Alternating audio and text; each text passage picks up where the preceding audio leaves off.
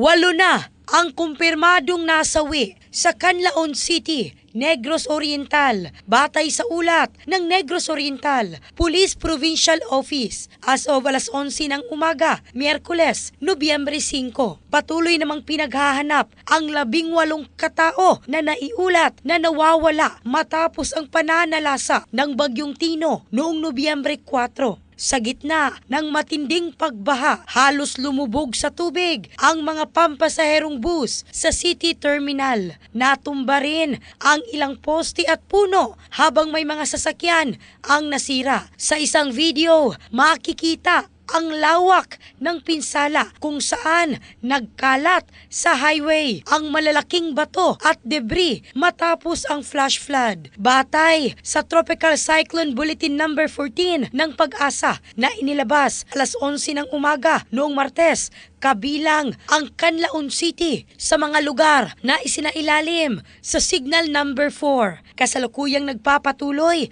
ang assessment, relief operations at search and retrieval operations ng mga otoridad. In the heart of changing lives, ako si Michelle Craste ng Brigada News Philippines, the Music and News Authority.